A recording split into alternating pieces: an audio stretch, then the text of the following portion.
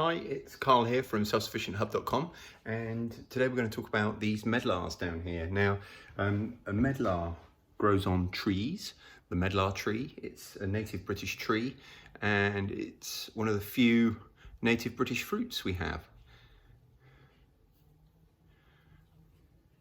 Now, a medlar is a common tree or fruit that grows in Britain, and this is one here. It's very sweet when you know what to do with it, and it used to be a very popular common fruit quite some decades or even centuries ago. In the 1800s and beyond, it was a very popular English fruit for making jams, jellies, or just eating. Now it's fallen out of favour a little bit because with the globalisation of how we look at our food, and also the imports of various species and the production of various cultivars of different fruits, and more our shopping habits. We like everything to be available right now. So if it's not available right now, we'll go for something that is. So we don't need this fruit anymore. But one of the amazing things about this fruit is it's a fruit that's available in the winter. So it's now the middle of November, and these fruits have just come off the tree and they're still not ripe. They're going to ripen at home. So this is a November, December fruit that grows in Britain, which to me is just fantastic. The reason that we prefer to go for a shop bought apple or whatever that's available now is because these are a bit more work. Now, I'm not scared of a little bit of work. I love working with food, and especially learning old traditional techniques. So that's what we're going to be talking about in this video. So down here, we've got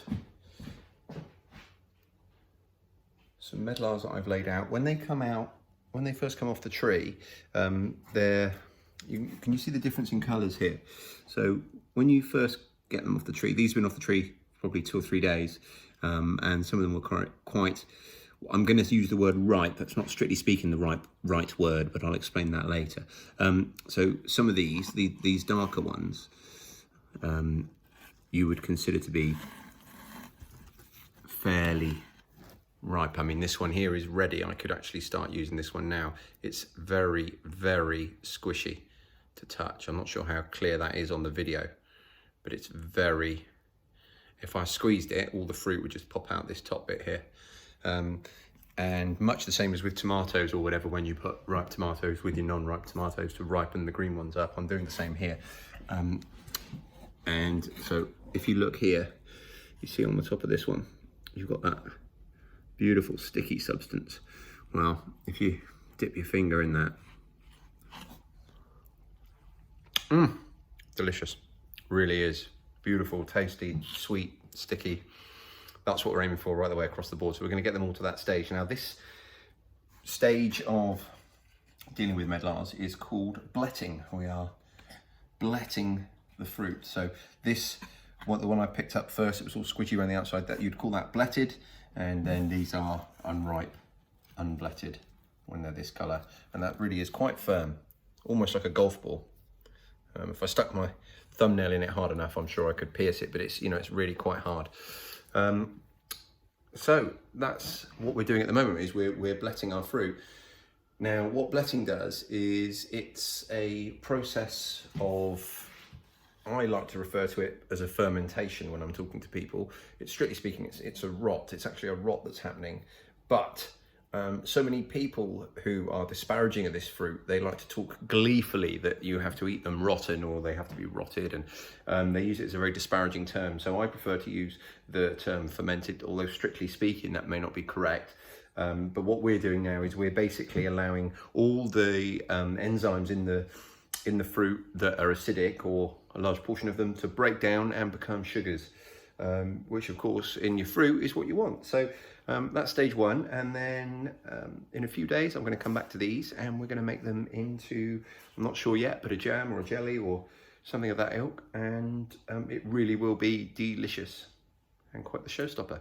Thank you. It's been between 10 and 14 days since we last looked at the medlars, and they are now all bletted, and you can see that most of them have got this wrinkly skin now, where the inside has shrunken slightly and pulled the skin into wrinkles like it does with your fingers in the bath. And if you push even on the ones that aren't wrinkled, like this one here, it will fold and wrinkle up really easily. So these are now bletted and ready to go in the pot. Now, one of the amazing great things about medlars is that there's no prep to do really. So I'm going to just literally throw them in the pot. Now you can just throw them in as they are. I'm going to just rip the skin off one side as they go in, like I've done here.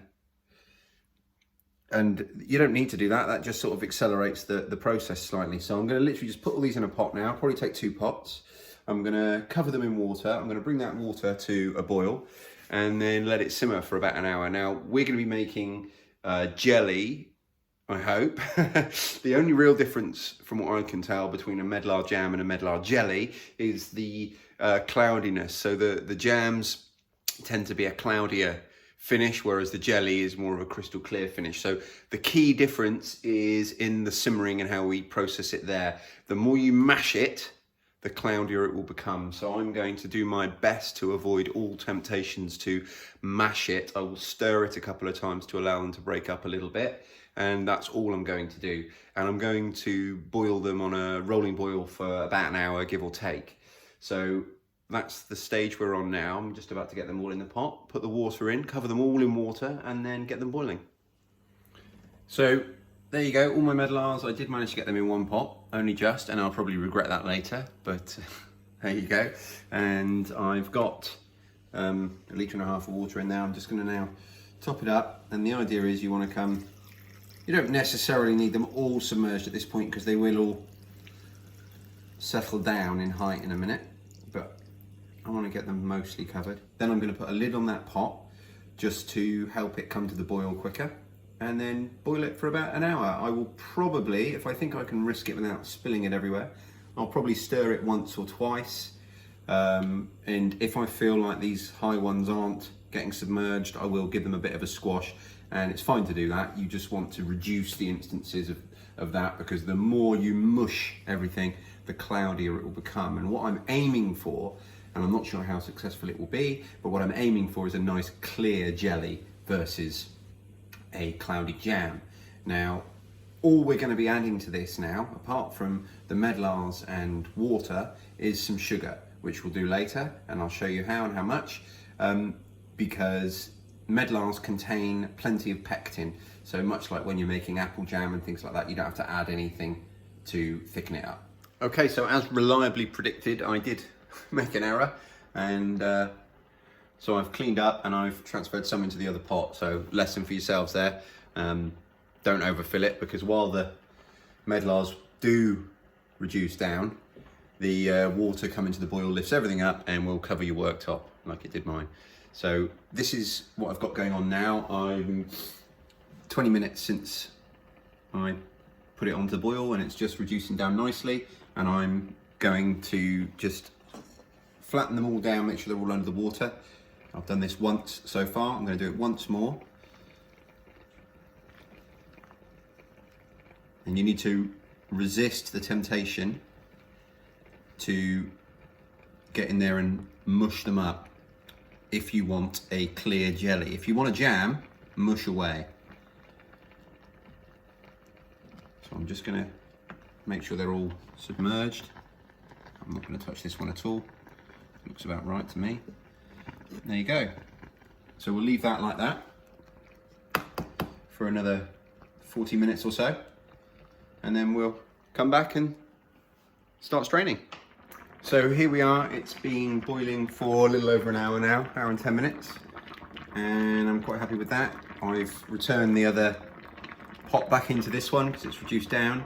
So my next stage now is I'm going to remove it from the heat, and I'm going to run it through a filter cloth, a fine filter cloth. If you don't have one, that's fine. This is a filter bag, really handy, so I can hang it up over the pot.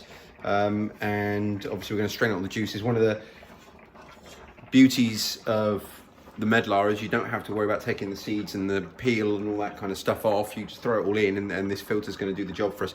If you don't have one, that's fine. You can use a colander with a clean tea towel on it, or you know, something of that nature, whatever you wish. If you're going for a jam, you want a more cloudy finish and you don't mind having a few bits and bobs in it, then just use a sieve, that's fine too. So next job, and I can't do it while I'm filming unfortunately because it's a two-handed job, is to transfer this across. So that's it, we're done now for a little bit. Here it is, resting in the bag, filtering down back into the same pot that we used to boil it.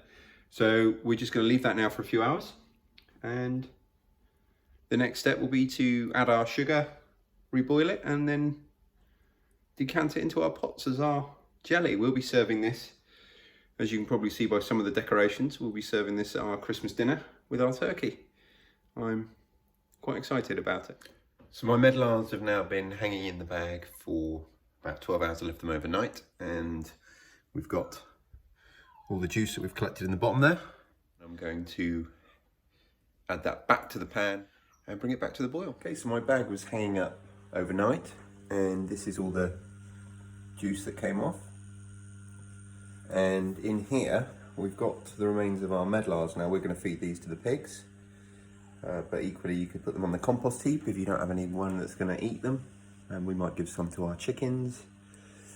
They're going to love it because it's a beautiful fruit. And what we're going to do here with this liquid is we're going to bring it back to the boil. We're going to add half the amount of whatever we've got in liquid. We're going to add half that amount of sugar, and then we're going to bring it to the boil, reduce it a little bit just like you would a jam, and then we're going to bottle it as our jelly. Now if you were making a jam as opposed to a jelly, like I said, I want a nice clear consistency to my jelly, but if you were after a jam, a cloudy jam, then you might have chosen to use a metal sieve or some other straining implement and force a bit more of this through. But as you can see, I mean, this really is quite stiff and solid. I've got all the liquid that I'm going to get out of that. But as I say, you know, there is a small amount of flesh that you could include if you were making a jam, but that's your choice. Okay, so it's been about half an hour and we're all ready. It's now setting on a saucer.